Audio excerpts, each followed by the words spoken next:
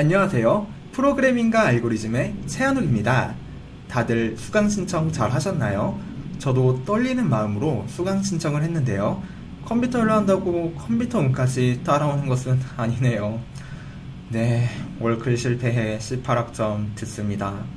그래도 여러분과 만나기 위해서 이렇게 영상을 찍습니다. 자, 저는 이 동영상을 보시는 여러분들이라면 영상 앞부분에 올린 말에 공감하신다고 생각합니다. 그래도 여러분들의 열정에 조금 불을 지피고자 왜 우리가 프로그래밍을 해야 하는지 약간만 이야기해보고자 합니다. 우리는 왜 프로그래밍을 배워야 할까요?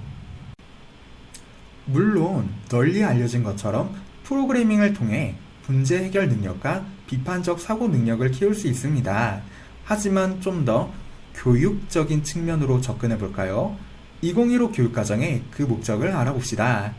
교육부에서 배포한 자료에 따르면 학생들을 4차 산업혁명에 걸맞는 융합형 창의 인재로 키우기 위해 교육과정을 개정했다고 합니다.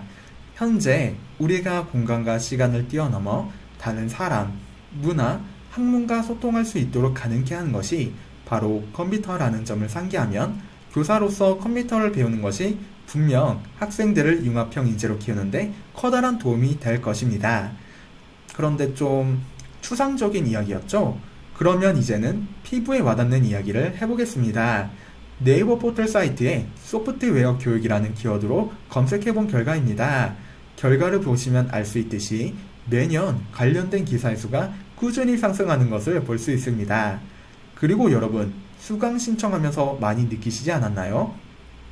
저는 강의 계획서를 보면서 4차 산업혁명, 소프트웨어 교육이라는 말들을 많이 본 것 같네요. 자, 그러면 프로그래밍을 왜 배워야 하는지에 대해 어느 정도 이야기가 된 것 같습니다. 그러면 제가 왜 파이썬을 선택했을까요? 그건 앞선 영상에서 말했듯이 핫하기 때문입니다. 세계 프로그래밍 언어 트렌드를 볼 수 있는 타이오비 사이트에 따르면 당당히 3위를 차지한 언어이며 구글 트렌드에서 파이썬을 검색해보면 우리나라도 파이썬에 대한 관심도가 꾸준히 증가하는 것을 확인할 수 있습니다. 뿐만 아니라 초보자도 배우기 쉬운 언어로 추천되어 선택했습니다. 그리고 나중에 교사가 되시면 복잡 단안한 실무적인 작업도 하실 텐데요. 파이썬은 엑셀이나 한글에도 사용할 수 있고 데이터 처리에도 알맞아 더욱 우리에게 맞다고 생각했습니다. 자, 이제 본격적인 프로그래밍 강의를 시작하겠습니다. 이번 시간에는 데이터를 저장하는 방법과 출력하는 방법을 배우겠습니다. 그러면 화면 바꿀게요. 네, 화면을 이동했습니다. 그럼 파이썬 프로그래밍을 하기 위해서 일단 두 가지를 다운로드 할 것인데 파이썬부터 다운로드 해볼게요. 파이썬을 다운로드 하기 위해서는 해당 URL, 이 URL을 직접 입력하거나 아니면 웹 브라우저에 파이썬 다운이라 치시고 이 사이트를 클릭하면 아까 전에 보여드린 사이트로 이동할 수 있습니다. 이제 다운로더 버튼을 클릭하고 원하는 위치에 저장한 다음 다 다운이 되었으면 설치하겠습니다. 여기서 중요한데요. 여기 체크박스를 반드시 클릭해 주시기 바랍니다. 파이썬이 설치된 위치뿐만 아니라 모든 위치에서 파이썬을 할 수 있도록 설정하는 것이니 다시 한번 확인해 주세요. 자, 이제 넥스트를 눌러 설치를 진행하겠습니다. 설치에는 오랜 시간이 걸리니 이 부분은 넘길게요. 이 화면이 나오면 설치가 완료된 것입니다. 이제 클로즈로 닫아주시고 이제는 다른 프로그램을 설치하러 가볼까요? 우리가 글을 쓰기 위해서 종이가 필요하듯이 프로그래밍 언어 또한 종이가 필요합니다. 우리는 그 종이를 텍스트 에디터라 부릅니다.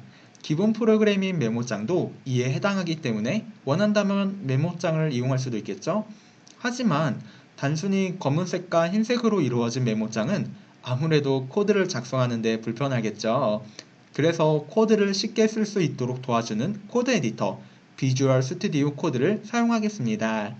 비주얼 스튜디오 코드도 웹 브라우저에 이 URL을 치시거나 아니면 이렇게 검색하셔서 이것을 클릭하시면 다운로드 할 수 있는 사이트로 이동합니다. 이것도 다운로드 해봅시다.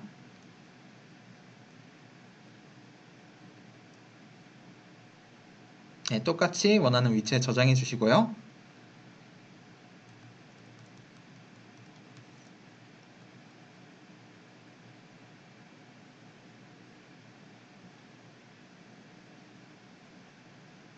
네, 다 다운이 되었네요. 이제 클릭하시고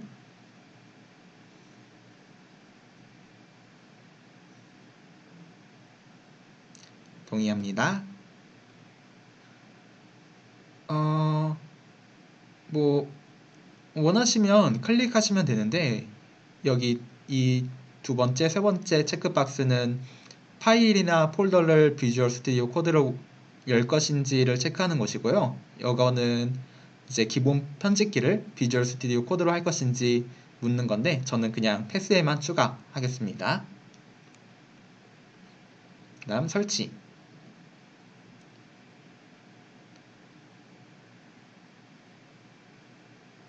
아마 설치는 빨리 될 것 같네요.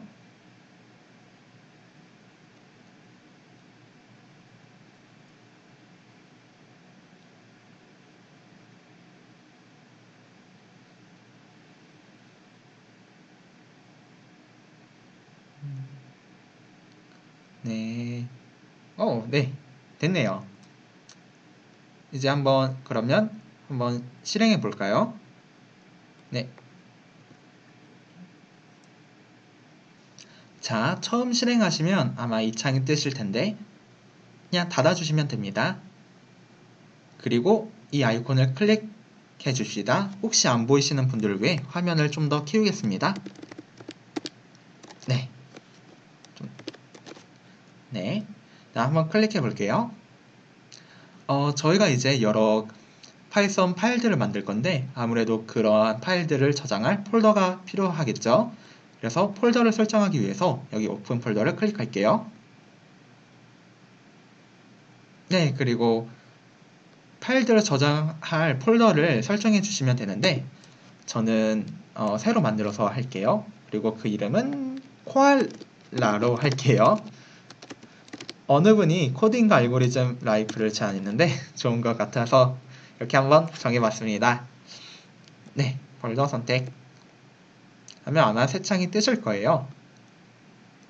웰컴 닫아주시고 네, 자 파이썬을 할 만반의 준비가 끝났습니다. 이제 비주얼 스튜디오 코드 이걸 말하는 거죠. 여기에서 이 파일 아이콘 보이시죠? 이걸 클릭해 줍니다.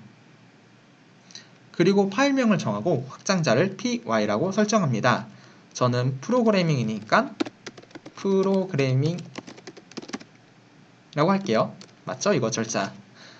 네, 이렇게 py 딱. 네, 이렇게 이런 거 나오시는 거는 일단은 지금 필요 없으니까 닫아줄게요. 이렇게 파이썬 파일, 다른 말로 파이썬 스크립트를 만들었습니다. 그러면 앞에서 말해드린 대로 데이터를 저장하는 방법과 출력하는 방법을 살펴볼까요? 먼저 데이터를 저장해 봅시다. 데이터를 저장하기 위해서는 변수가 필요합니다. 중요한 데이터를 저장했는데 그 위치를 찾을 수 없으면 안 되잖아요. 변수에 데이터를 저장하면 필요할 때마다 꺼내 쓸 수 있습니다. 그럼 a라는 변수를 입력하겠습니다. 이제 여기에 데이터를 저장해 볼까요? 데이터는 여러 종류가 있습니다. 숫자나 문자열이나 논리값 등으로 나눌 수 있는데요. 이 자료를 보면 아무래도 조금은 감이 잡히실 것이라 생각합니다. 숫자는 우리가 그냥 표시하는 대로, 문자나 문자열은 큰 따옴표나 작은 따옴표로 감싸 나타내고 맞냐 아니냐를 나타내는 논리값은 true냐 false로 나타냅니다. no는 말 그대로 아무것도 없다라는 의미입니다. 물론 몇 가지 중요한 데이터 타입이 더 있는데요. 오늘은 이 정도만 알아도 충분합니다. 그러면 다시 돌아가 비주얼 스튜디오 코드에 입력해 볼까요? 저는 A에는 1을, 그리고 스트링에는 파이썬을, 그 다음 볼링에는 true를 지정해 보겠습니다. 그리고 저장하시고 컨트롤 S키 누르시면 됩니다. 실행해 보겠습니다. 실행하기 위해서는 여기 초록색 화살표를 클릭하면 됩니다. 자, 오류 없이 실행되었네요. 빨간색이 없으면 정상적입니다. 혹시 자, 여기 1과 1처럼 같은 대상을 왜 다른 데이터 타입으로 구분하는지 궁금해 하시는 분이 계실까봐 설명드리면요. 40 더하기 2의 결과를 한번 생각해 볼까요? 대부분은 2를 42라고 답하겠지만 저는 문자로 40과 2를 합쳐 문자 402를 원한 걸 수도 있습니다. 이렇듯이 컴퓨터도 정확한 데이터 타입을 알지 못하면 사용자 의도대로 동작하지 않을 수 있기 때문에 데이터를 여러 타입으로 구분하는 것입니다. 이런 구분은 파이썬뿐만 아니라 다른 프로그래밍 언어들도 합니다. 데이터를 특정한 변수에만 대입할 수 있도록 만들어서 데이터 타입 구분을 하는 프로그래밍 언어들도 많이 존재합니다. 하지만 파이썬은 여기서 차이가 존재합니다. 아까 A에 1을 저장했었죠? 한번 문자열 프로그래밍을 저장해 볼까요? 프로그래밍. 네, 이렇게 저장하시고 한번 실행해 볼까요? 네, 오류 없이 저장된 걸 볼 수 있는데요. 이처럼 파이썬은 변수가 데이터 타입을 가리지 않기 때문에 정말 쉽습니다. 방금 전처럼 대입하고 싶을 때 대입만 하면 됩니다. 단, 이전에 대입한 값은 사라졌다는 점 기억해 주세요. 그런데 변수에 저장된 값은 어떻게 확인할 수 있을까요? 지금은 이렇게 눈으로도 확인할 수 있지만 코드가 몇천 줄이 넘어가면 쉽게 확인할 수 없겠죠? 그래서 프로그래밍 언어들은 기본적으로 저장된 값을 확인해 볼 수 있는 출력 방법을 제공합니다. 그리고 파이썬은 정말 간단하죠. 단순히 프린트라 치시고 가로 안에 확인하고 싶은 변수를 넣어보면 됩니다. 그럼 스트링에 뭐가 있었는지 기억나는 사람이 있나요? 물론 여기 보이지만 안 보였다는 가정하에 그러면 한번 스트링에 무엇이 있는지 확인해 볼까요? 아까 전에 프린트라 치시고 가로 안에다가 치고 싶은 값을 넣어보시라고 하셨죠? 프린트에다 스트링. 네, 저장해 주시고 클릭. 네, 파이썬이 나오네요.